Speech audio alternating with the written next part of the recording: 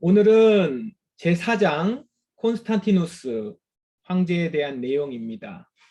기독교 역사에서 빠질 수 없는 인물이죠. 콘스탄티누스 황제 이야기 오늘 같이 보려고 하는데, 먼저 우리 내용 보기 전에 항상 지난주 내용을 좀 리뷰하는 시간을 갖는데, 지난주에 우리가 교회에 대해서 보면서 하나됨과 거룩함 사이에서 선택해야 되는 일들이 역사 가운데 있어 왔다라는 얘기를 했죠. 주로 이제 박해 시대가 끝날 때에 이런 현상들이 많이 나타났습니다. 한국 교회도 이런 시간이 있었죠. 동일한 시간들을 지나왔습니다.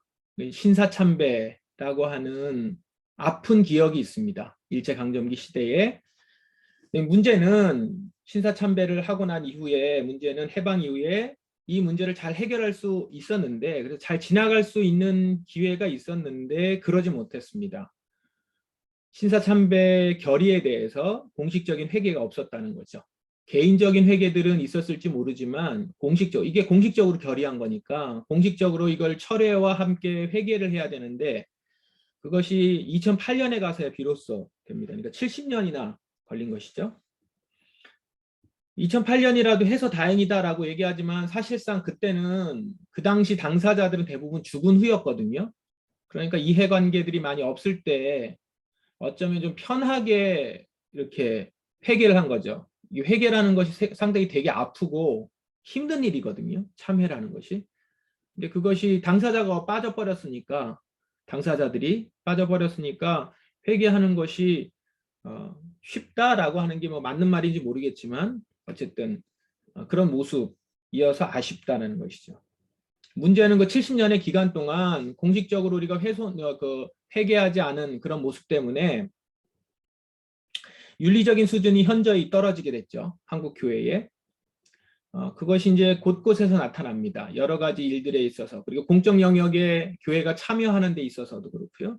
그 이후에 또 군사정권 때도 그렇고 많은 실수들을 범해왔습니다.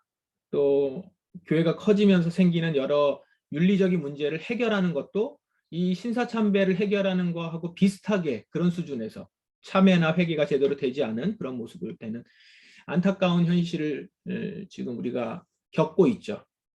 사실상 우리 한국 기독교의 이제 후손들인데, 저희가 후손들 입장에서는 많은 피해를 입기도 하고, 저희들도 거기서부터 그 어려움과 곤란함에서 벗어나지 못하는 일들이 많이 있어요. 이것을 우리가 이 역사 가운데서 한번 생각해 보셨으면 좋겠습니다. 회개하지 않으면요, 결국은 그 회개하지 않는 정도의 도덕 윤리 수준에서 머물 수밖에 없는 것 같아요. 앞으로 더 나가지 못하고. 그것이 오늘까지 계속됩니다.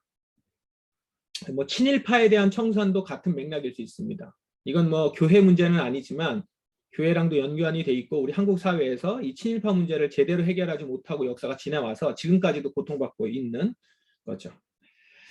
이 부분을 우리가 한번 생각해 볼 필요가 있고, 교회란 하나됨과 거룩함 사이에서 우리가 어떤 자세를 취하고 어떤 태도를 취해야 되며 어떤 과정을 겪어가야 되는지 한번 생각해 볼 수 있는 시간이면 좋겠고, 계속 우리는 이 부분을 고민해야 되겠다 싶습니다. 오늘 제4장 콘스탄티누스 황제 시대 이야기를 좀 나눠봅시다. 이제 기독교가요, 전혀 새로운 환경으로 들어갑니다. 그 전에 박해 이야기로 시작을 했어요. 암울하게 시작했다면 이제 마치 이렇게 빛이 비치듯이, 환하게 빛이 비치듯이 그런 식의 어떤 환경으로 들어갑니다.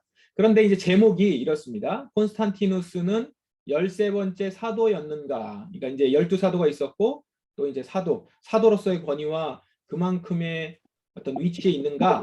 질문.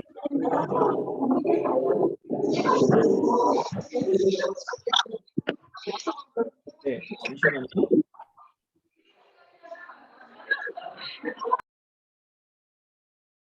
우리 유상현 전도사님한테 제가 공동호스를 드릴 테니까 혹시 소리가 이렇게 나면은 좀 꺼주시기 바랍니다.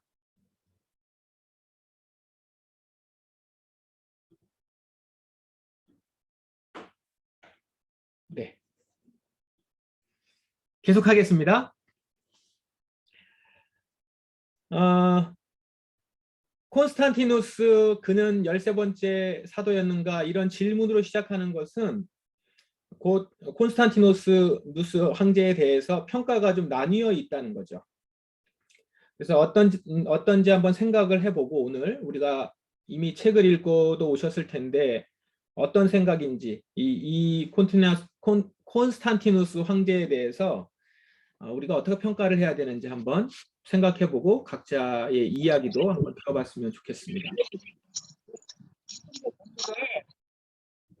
네, 먼저 들어가기 전에 콘스탄티누스 황제 시대 전 배경을 우리가 같이 좀 얘기를 나눠야 되는데 좀 앞부분에 이야기가 좀 있어요. 근데 약간 헷갈릴 수도 있고 좀 복잡해 보입니다. 3세기의 상황인데요. 로마가 그 디오클레티아누스 황제 있죠. 박해했던 황제, 교회를 박해했던 황제 중에 한 명입니다. 그 교회 박해할 때 교회 파괴하고 성서 몰수했던 그 황제 있죠. 디오클레티아누스 황제. 그때 로마를 동방과 서방으로 나눠요. 통치하기 위해서. 너무 로마가 광활하니까 그걸 효과적으로 지배하기 위해서 제국을 동서로 나눕니다. 그래서 자신은 동로마 쪽, 로마가 있는 동쪽, 그쪽 황제고 서방 제국을 서방에 공동 황제를 세웁니다. 이게 친인척 가는데 세운 것 같아요. 이게 이제 왕위를 계승하면서 유혈투쟁을 막기 위해서 동과 서로 나눠서 이제 공동 황제도 세울 뿐만 아니라 부황제, 부제를 또 세워요. 여기 보면 아우구스투스, 카이사르 이렇게 나와 있는데 이게 이제 그 개인적인 고유 이름이 아니고 하나의 그 황제의 보통 명사입니다. 그러니까 정황제가 있고 그다음에 이제 부황제 이렇게 해서 4명을 세운 거예요. 사두 정치.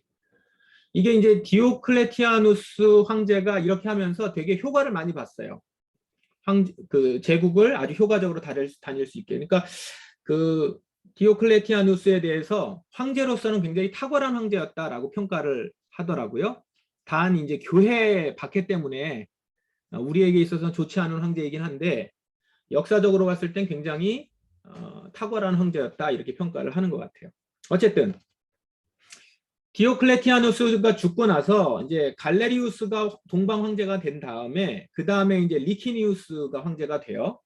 그리고 밑에 이제 부황제들이 있었고, 근데 이제 이때 서방 황제가 누구였냐면 막센티우스였습니다. 그때 원래 막센티우스가 되기 전에 콘스탄티누스 황제의 아버지인 콘스탄티우스, 이름 좀 다르게 짓지 헷갈리게 하여튼 콘스탄티우스 황제가 원래 정황제로 있다가 쫓겨나요. 쫓겨나서 이제 어디 원정을 가게 됐을 때 막센티우스가 황제가 되었고, 그러다가 이제 콘스탄티우스가 황제가 죽자, 아니 콘스탄티우스 아버지가 죽자 전장에서 그 아들을 황제로 옹립합니다. 그런 다음에 지금 막센티우스가 황제가 돼 있는 그곳으로 가서 이제 결투를 해서 황제 자리를 뺏게 되는 이제 그런 상황이에요. 그래서 이제 승리합니다. 전투에서 승리하죠.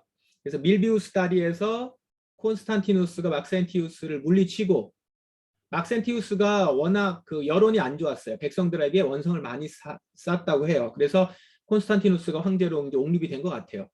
그래서 이제 막센티우스를 물리치고 콘스탄티누스가 황제가 됩니다. 근데 이때 이제 콘스탄티누스가 자신의 승리가 그리스도께서 도와주신 덕분이라고 이제 믿게 되는 결정적인 일이 여기서 이제 발생하는 거죠. 유명하죠? 콘스탄틴 황제에 대한 얘기가. 이제 책에도 나와 있습니다. 이제 라바룸이라고 하는 제목으로 나와 있는데, 전쟁 전날 밤에 그 꿈을 꿔요. 황제가 십자가를 보고 그 다음에 이제 소리를 듣습니다. 소리를 들었는지 문자를 받는지 이것으로 승리하리라, 정복하리라, 이제 이런 얘기를 듣고 그 다음에 또 하나 보게 된 것이 방패에 크리스천의 상징을 새기라 라고 하면서 이제 이 상징이 나왔다는 거예요. 여기 보시면 이게 그 영어로 보면 P자하고 X자 이렇게 되어 있잖아요. 이거 지금도 그 가톨릭 성당에 보면 이 표시 있죠. 이 표시가 다 있거든요. 이게 뭐냐면 이제 우리 책에도 나와 있지만 그리스어로 이 X가 이제 그리스어로 카이거든요. 그러니까 영어로 하면은 K의 발음 나는 거예요. 그다음에 이 P는 그리스어로는 사실은 그 영어 발음으로 하면 R 발음이 나는 겁니다. 그래서 이게 크리스토스, 그리스도의 헬라어, 그리스어의 크리스토스의 첫 두 글자인 거죠. 그 두 글자가 앞에 있는 거예요. 그래서 그리스도를 상징하는 글자입니다. 문장인 거죠. 예. 이거를 키로 십자가라고 해요. 이게 K 발음이 나는 거고 이걸 R 발음이 나는 거라서 키로 십자가 이렇게 부릅니다. 이 꿈을 꾸고 나서 이제 황제가 전 병사들에게 방패에다가 이 키로 십자가 문양을 그리거나 키로 십자가를 그리라라고 다 얘기를 하고 그 다음에 문장도 새기고 이 깃발을 세워서 나가죠. 이 깃발이 이제 라바룸이거든요. 이렇게 나가서 이제 그 밀비우스 다리에서 막센티우스를 물리치고 승리를 하는 겁니다. 그래서 황제가 되게 해주셨다라는 거죠. 그리스도께서. 그리고 이제 최종적으로 나중에 가면 324년에 동로마와 서로마를 통합을 해서 다시 동과 서의 황제는 콘스탄티누스 황제 한 명인 거예요. 이렇게 된 겁니다.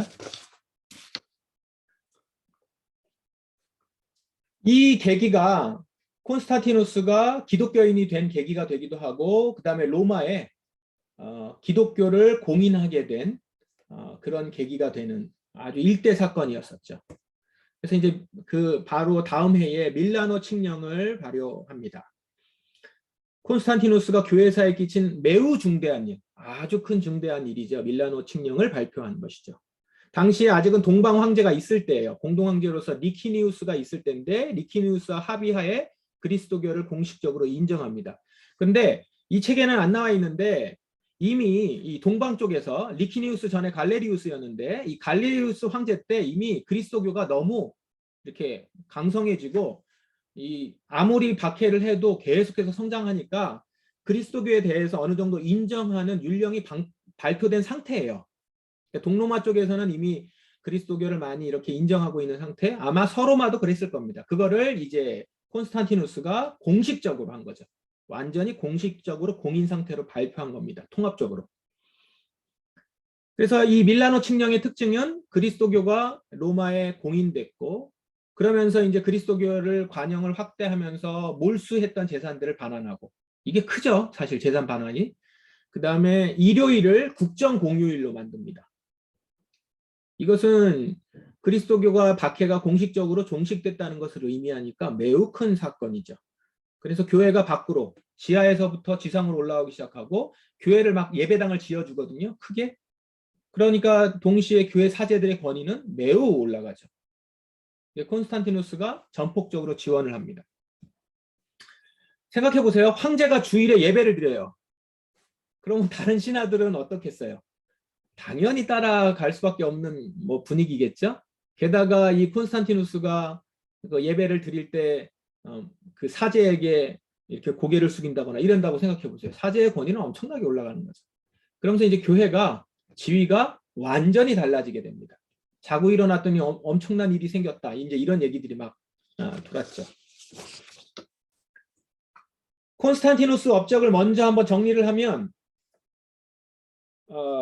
굉장히 많은 업적들을 있다고 해요. 정치 그리고 사회, 문화, 종교 면에서 많은 업적들을 세웠던 왕입니다. 이제 밀라노 칙령 이후에 이제 교회와 국가가 매우 가까이 관계를 맺으면서 이제 지내게 되죠. 이게 정교 일치가 이제 일어나는데 콘스탄티누스가 황제로서 행한 업적이 여러 가지가 많지만 오늘 이 책에서는 종교적으로 밀라노 칙령과 함께 한 3가지를 더 다룹니다. 도나투스 논쟁 조정을 했고 니케아 공의회를 주관했고 그 다음에 콘스탄티노플 그러니까 그 비잔티움 그 도시로 그 수도를 옮기고 나중에는 그것이 이제 콘스탄티노플이 되죠. 그래서 최초의 기독교 도시를 이렇게 건설하는 그런 일을 합니다. 여기서 이제 도나투스 논쟁이 나와요. 도나투스 논쟁은 여러분 좀 들어보셨죠? 지난주에 우리 같이 나눈 내용이었는데 박해 이후에 이제 변절자 문제를 가지고 문제를 제기했었던 그런 파입니다. 키프리아누스 감독이라고 있었죠. 그 감독을 세울 때 이 변절자가 그 안에 있었고 안수한 문제를 가지고 이제 도나투스 파가 문제를 제기를 합니다. 이거 문제 있다. 그래서 교회가 이것 때문에 이제 막 분열이 일어났어요. 근데 이제 여기서 어떻게 했냐면 이것이 이제 콘스탄티누스 황제하고 무슨 관계가 있냐면 도나투스 파들이 이 문제를 해결해 달라고 황제에게 요청을 한 거예요. 이게 지금 작은 북아프리카에 있었던 교회에서 발생한 문제인데 그 문제를 가지고 국가에게 요청한 거죠. 그러니까 이게 뭘 의미하냐면 국가하고 교회의 관계에 아주 중대한 변화가 있다라는 걸 의미하는 거예요. 그러니까 교회 문제를 국가에 가져가서 국가가 이제 이것을 해결해 달라 이렇게 한 겁니다. 그래서 정교 일치가 되는 일대 사건입니다. 이것이 작은 일이었지만. 그리고 나서 나중에 다시 정교 분리가 이루어지기까지 1200년이 걸려요. 더 걸립니다. 그래서 도나투스 논쟁에 황제가 개입을 했고 이제 이런 문제들이 이제 나중에는 어떤 식으로 문제가 일어나는가 우리가 뒤에서 더 다루게 될 부분입니다. 이제 그 다음에 도나투스 논쟁 이후에 교회 안에는 이거보다 더 큰 문제로 큰 다툼이 있었습니다. 그것이 뭐냐면 예수 그리스도의 신성 문제입니다. 그러니까 이제 예수 그리스도가 신성을 가지고 있는 분이냐 아니냐 이제 이거예요. 뭐 우리는 지금 이것을 예수 그리스도의 신성을 믿죠. 이제 그걸 믿게 됐고 그것을 공식적으로 하게 된 게 바로 이때입니다. 이때 얘긴데 예수 그리스도의 신성을 이제 부정하는 사람들이 생겼고 그 대표적인 인물이 아레이오스라고 하는 사제였습니다.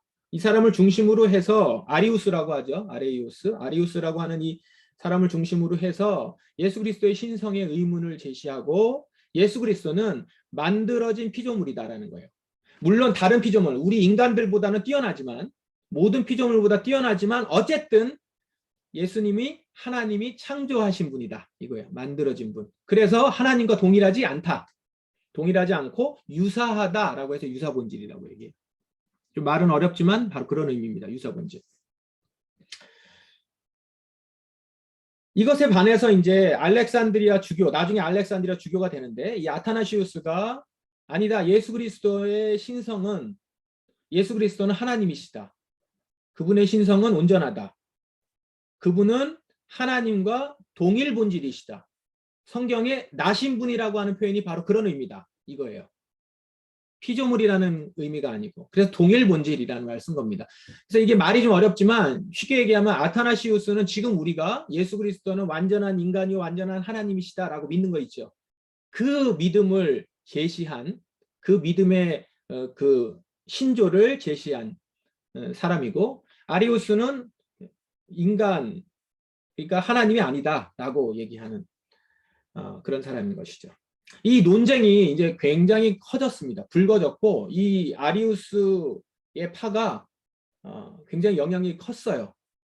이제 이러다 보니까 또 어떻게 되죠? 로마가 또 시끄러워져요. 교회가 또 시끌시끌해집니다. 이것에 대해서 이 문제가 생기니까 이제 로마를 통합하려고 한 건데 통합이 안 되는 거죠. 더 분열이 일어나는 걸 보고 콘스탄티노플이 양측을 부릅니다. 그래서 공의회를 열어요. 그게 이제 니케아 공의회입니다. 근데 지금 황제가 교회 문제를 가지고 공의회를 연 거예요. 그럼 이 권한이 뭐 어디에 있어요? 자신이 사도이자 감독이라고 자기가 칭한 거예요. 콘스탄티누스 자신이. 그러면서 회의를 주관합니다. 그래서 종교회의인데 콘스탄티누스가 주관이 돼서 이제 이것을 좌장이 돼서 회의를 진행한 거죠. 그때 모여 있었던 그 감독이 300명, 그리고 장로들 2000명, 엄청나게 큰 회의였죠. 그 회의를 진행을 했는데 결과적으로는 아타나시우스가 이제 손을 들어줍니다. 그래서 아타나시우스 손을 들어주고 예수 그리스도의 신성에 대해서 정확하게 우리가 믿음을 고백한다라고 해서 니케아 신조가 여기에서 발표가 되죠. 그리고 아레이오스는 이제 이단으로 칭해집니다. 그러나 이걸로 다 끝난 게 아니에요. 이후에도 계속 아레이오스 쪽에서는 이제 굴복하지 않고 문제 제기를 계속하고 계속 얘기를 했기 때문에 계속 진통이 있습니다. 이 진통이 금방 가라앉지는 않았던 것 같아요. 어쨌든 이 아레이오스 논쟁에서 이것을 주관해서 니케아 공의회를 소집하고 거기서 신조를 고백하기 위해서 사실 이 니케아 신조는 그 기독교 신앙 고백에 있어서 아주 중요한 시점이거든요. 여기서부터 시작해서 교리들이 하나하나 다 정립이 되니까요. 아주 공식화되니까 중요한 회의이긴 했는데 이 회의를 이제 콘스탄티누스 황제가 주도했다라는 거예요. 그것을 어떻게 보겠느냐, 어떻게 봐야 되느냐예요. 이제 이 부분을 콘스탄티누스를 어떻게 봐야 되느냐, 이제 이 부분이 우리가 좀 생각해 봐야 할 지점이라는 거죠. 여기서 한 가지 그 아리우스가 이제 자신이 예수 그리스도의 신성에 대해서 그 부정하고 그 다음에 그분은 만들어진 분이다라는 것을 이제 대중들에게 쭉 알리기 위해서 아리우스가 음악의 힘을 알고 있었대요. 음악이 정말 중요하다. 그래서 이것을 자신의 신학 사상을 음악으로 만들어요. 노래로. 아주 단조로운 음조로 해서 노래로 만들어서 그걸 퍼뜨렸다고 해요. 이 가사는 이런 거야. 아들인 하나님은 한 번도 존재한 적이 없다.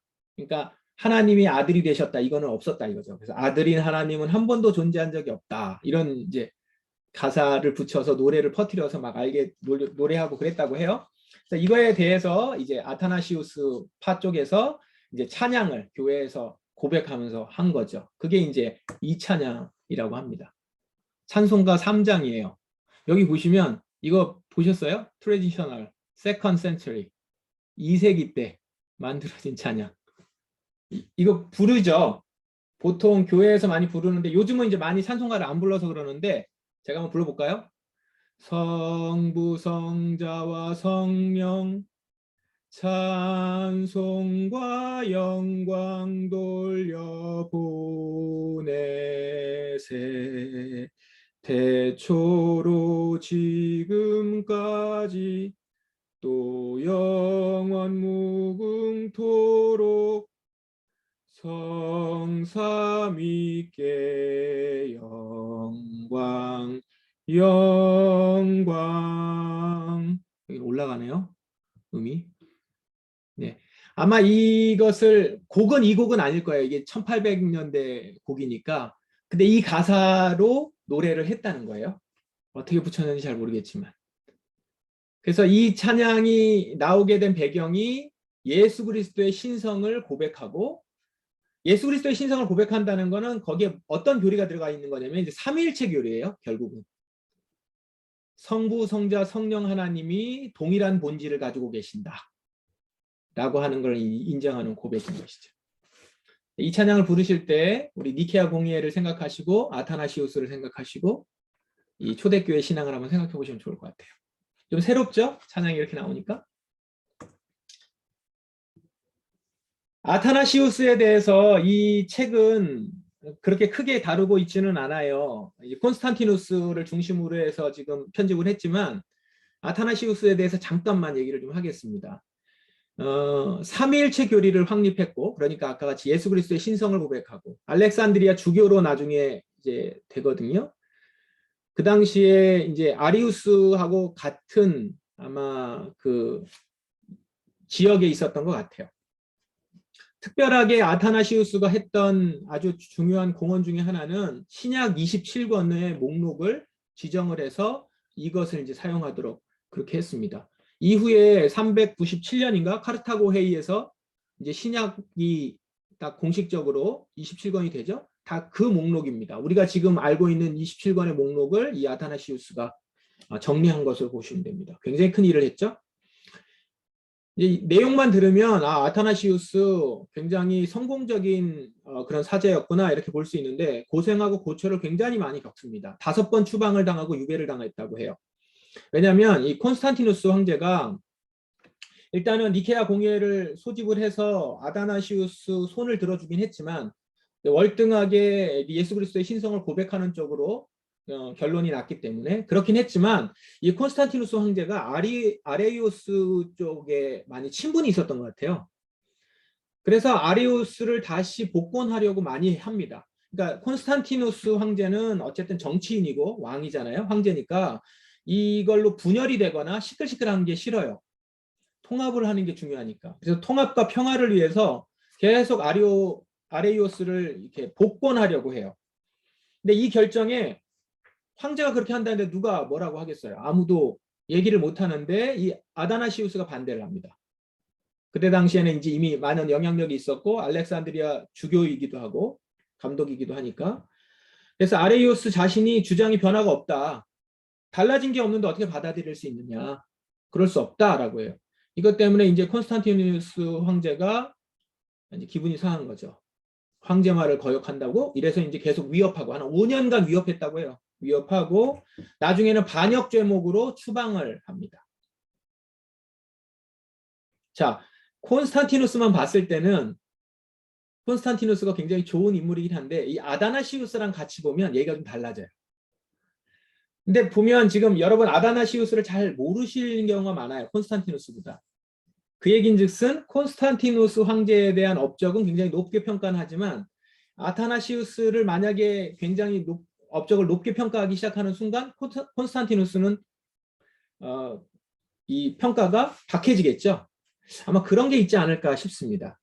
어쨌든 이 아타나시우스는 그런 일에도 불구하고 본인의 일들을 다 해서 나중에 다시 복권돼서 돌아와서는 서방교회하고 동방교회하고 같이 합의를 이뤄서 삼위일체 교리를 합의를 이루기도 하고 이렇습니다. 근데 콘스탄티누스 황제 이후에 로마 황제가 2번 또 바뀌는데 바뀔 때마다 이 황제들한테 별로 그렇게 좋게 보여지지 못합니다. 왜냐하면 또 이제 교회가 이렇게 하나가 되는 거를 황제가 또 경계하기도 하고 막 그렇습니다. 그래서 도피하고 은둔하고 이러면서 수도 생활을 많이 했다고 해요. 고생을 많이 하고 고초를 많이 겪었던 그런 사제였습니다. 자, 이제 마무리 정리를 하는 쪽이에요. 이 책에서 이제 이렇게 질문하죠. 콘스탄티누스는 진정 그리스도인이었는가? 그리스도를 이용한 사람이었는가? 평가도 양쪽으로 나타나요. 진정한 그리스도인이었다. 아니다. 그리스도교를 이용한 사람이다. 그냥 그런 황제였을 뿐이다. 그리스도인이라 주장하는 쪽에서는 이겁니다. 교회에 대해서 매우 우호적이었고 후원을 많이 했고 예배당 건축도 하고 그리스도교를 이용한 사람이다라고 하는 것은 이 사람이 이교적 관습을 여전히 가지고 있었어요. 그러니까 다신 사상이 있었던 거죠. 그리고 이 사람의 이 얘기들 잘 보면 진짜 과연 우리가 믿는 그 하나님 예수 그리스도를 고백하고 있는 건가 아닌가 약간 헷갈리는. 그리고 주일도 이것을 태양신을 섬기듯이 하면서 이 주일을 섬기는 이런 식의 약간 다신적인 사고방식이 여전히 있었고 그 다음에 더 이제 큰 문제가 뭐였냐면 굉장히 잔인했다는 거예요. 자기의 그 정적들을 제거하는데 그 정적들이 대부분 가족들이잖아요. 그래서 그 리키니우스도 처남이었고 그 처남을 제거하고 본인이 통합 황제가 된 거고 그 다음에 처남을 그 제거했으니까 그 조카들이 있을 거 아닙니까? 그 조카들이 복수할까봐 조카들 다 제거하고 심지어 자기 아들 제거하고 자기 아들하고 아내하고 이렇게 간통했다고 아내 제거하고 그게 이제 다 누명을 씌운 거라고 이제 얘기를 하기도 하고 그렇습니다. 하여튼 가족들을 다 죽였어요. 얼마나 잔인합니까? 그래서 한편으로 이렇게 얘기하는 거죠. 이 사람이 정말 회심했다면 어떻게 그렇게 잔인할 수 있을까? 이런 겁니다. 그래서 이 책은 우리 이 교회사 클래스에서 마지막 이렇게 끝내요. 그는 최초로 신앙을 옹호한 황제이자 최초로 서방과 동방교회 전체를 후원한 황제였으며 최초로 성지의 예배당을 세웠고 이교도이자 그리스도인이었으며 정통 신자이자 이단이었고 자유분방한 동시에 열광적이었던 인물로서 모방이나 존경의 대상이라기보다는 기억하고 깊이 연구해야 할 대상이다. 예, 헷갈리게 글을 써놨습니다. 어떻게 하라는 거죠? 그래서 우리에게 이제 이 질문을 넘기는 거예요. 여러분은 어떻게 생각합니까? 제가 여기에서 한 가지 더 이제 좀 첨가를 하자면 이 사람이 정치인이었다는 점을 기억을 해야 돼요. 국가 황제였다라는 거죠. 근데 문제는 뭐냐면 이 사람이 종교인 역할까지 하려는 것이 문제였어요. 그러니까 종교와 정치를 하나로 이제 일치해서 그걸 본인이 다 가지려고 했다라는 문제가 여기 발생해요. 그래서 신학 문제잖아요. 신앙 문제를 정치적으로 풀어가요. 화합해야 된다, 평화해야 된다 이런 식으로 풀어가니까 신학의 문제가 아닌 통합의 문제로 이렇게 정치 문제로 끌고 갔었던 것이 논란을 일으켰던 부분인 것 같아요. 콘스탄티누스가 그리스도교를 기독교를 인정하고 공인한 것은 교회 입장에서는 환영할 수밖에 없는 상황이죠. 박해받았던 교회 입장에서 자신들을 더 이상 박해하지 않는다는 것이 얼마나 감사한 일이에요. 그러나 그러면서 지상으로 올라오고 교회가 지어질 때 이때 이제 경계해야 될 지점이 있었던 거죠. 이제 그 부분에서 교회는 어땠는가? 이 부분을 생각해 봐야 되는데 왜 이 부분을 생각해야 되냐면 마지막 부분입니다. 이제 국가와 교회 관계를 생각해야 되기 때문에 그렇습니다. 이 부분이 이제 우리 오늘 생각해 보기 부분입니다. 국가와 교회, 정교의 관계는 어때야 되는가? 콘스탄티누스 시대부터 교회와 국가는 일치된 시대였습니다. 이 시대가 1500년까지 가거든요. 이 시대를 기독교 제국이라고 합니다. 여러분 들어보셨습니까? 크리스텐돔이라는 단어요. 최근에 굉장히 많이 써요. 이 크리스텐돔. 그러니까 크리스티아니티와 킹덤을 아마 합한 그런 단어일 거예요. 그래서 기독교 제국. 이 시대가 기독교 제국 시대였다는 것이죠. 그래서 기독교 자체가 제국이 되어서 정치와 종교가 일치가 된 사회. 이제 여기서 역사를 보시면 이제 누가 더 우위에 있느냐 힘겨루가 돼요. 교회가 우위에 있고 아니면 황제가 국가가 우위에 있는 이 사이에서 계속 긴장 상태가 일어나고 전쟁도 일어나고 이제 이렇습니다. 기독교 제국에서의 이야기가 그렇습니다. 여기에서 당연히 나올 수밖에 없는 것이 이제 어용신학이죠. 오늘 이 책에도 있는데 이 어용이라는 말이 무슨 말이에요? 어피셜. 그러니까 권력자나 국가를 옹호하고 지지하는 신학을 어용신학이라고 하죠. 어용이라는 게 그냥 지금 우리는 굉장히 부정적으로 쓰긴 하지만 일단 그 어용신학이라는 말 자체는 뭐냐면 국가를 굉장히 긍정적으로 찬양하고 인정하고 옹호하고 지지하는 신학을 어용신학이라고 해요. 반면에 우리의 신학을 이제 개혁신학이라고 합니다. 개혁신학은 국가기관을 부정하는 게 아니에요. 부정하는 게 아니라 항상 끊임없이 성경적 신학으로 국가가 성경적 신학으로서의 방향 전환을 위해서 끊임없이 모색합니다. 그러니까 이제 정부를 반대하거나 정부를 이렇게 치밀하게 하든가 어떤 파가 있겠죠. 그러나 그 상황에서 어쨌든 간에 끊임없이 모색해요. 모든 기관과 국가 정부에 대해서 끊임없이 성경적인 신학을 가질 수 있어서 방향 전환을 하게 하는 것이죠. 근데 대부분은 이 국가와의 관계에 있어서 저항 세력이 되죠. 이 개혁 신학자들이. 왜냐하면 신학적으로 맞지 않는 부분을 이제 계속 얘기를 하게 되거나 하니까요. 그렇기 때문에 사실 개혁 신학을 가지면 어떤 한 이데올로기나 정파를 지지할 수 없어요. 끝까지. 이게 이제 어용 신학하고의 차이점이겠죠. 오늘날 이 부분에 대해서 우리가 한번 생각해 보실 필요가 있죠. 어용 신학, 개혁 신학, 우리 대한민국 지금 한국의 교회는 어떤 신학들을 보여주고 있는지, 어용 신학적인 면은 없는지, 개혁 신학적으로는 어떻게 우리가 교회가 취해야 되는지. 여기서 마지막으로 크리스텐돔에 대해서 잠깐 보시면요. 크리스텐돔의 시대가 이제 시작이 됐을 것은 이 초대교회, 그러니까 그 전에 박해를 받고 그 다음에 이렇게 숨죽여 살 수밖에 없었던 그 시대와는 전혀 다른 교회의 모습이었어요. 그래서 크리스텐돔의 시대의 교회는 초대교회랑은 많은 차이가 있습니다. 일단 어떤 차이가 있느냐? 건물을 소유하지 못했죠. 초대교회 때는 당연히. 그건 나자바가쇼라고 하는 거니까. 지하에 숨어 있거나 가정에 모였었다면 이 크리스텐돔 시대에는 기독교 제국 시대에는 건물이 이제 세워집니다. 그래서 어떤 개념이 이때부터 들어오기 시작하냐면 건물이 교회, 교회 하면 건물을 생각해야 되는 그런 개념이 이 기독교 제국에서 생긴 경험이라는 것이죠. 그 다음에 변방과 지하에 존재하고 변방에 존재했었다면 교회가 이제 중심으로 갑니다. 사회 문화의 중심으로 가서 영향을 미치는 그런 쪽으로 가고, 지금 이게 어떤 게 더 좋다 말다 이 평가보다는 가치 판단하기 전에 먼저 그런 현상이라는 걸 보여주는 거예요. 리더십은 어땠냐면 초대교회 같은 경우에는 이제 성경에 쓰여 있는 그대로를 그냥 나타내요. 전도하는 사람, 말씀을 전하는 사람, 그다음에 가르치는 자, 뭐 이렇게 이런 직책을 가진 자들이 그냥 자연스럽게 리더가 세워졌다면 이제 기독교 제국에서는 이 리더십을 제도적으로 안수받은 자로 이제 정리하죠. 제도화되죠. 사제들 정리해서 쭉 세우는 방식을 씁니다. 성찬 같은 경우도 예배를 드릴 때 성찬도 원래 그 초대교회에서 성찬은 거룩한 식사였어요. 실제 식사. 그랬다면 기독교 제국에서 성찬은 성례화되죠. 그래서 우리가 가톨릭이나 우리 개신교에서 지금 볼 수 있는 성례, 성찬하듯이 그런 식으로 이제 하나의 상징화되고 예식화된 그런 성찬이 되고요. 가톨릭 같은 경우에는 이 성례가 굉장히 많아졌죠. 여러 형태로 성례가 발전을 합니다.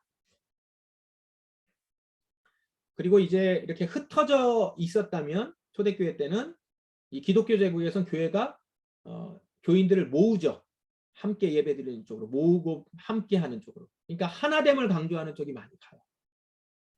이 기독교 제국이 중세교회로 그냥 끝난 게 아니고 그것이 곧장 또 어떻게 넘어가냐면 기독교가 계속해서 부흥하거든요. 종교개혁이 이루어져도.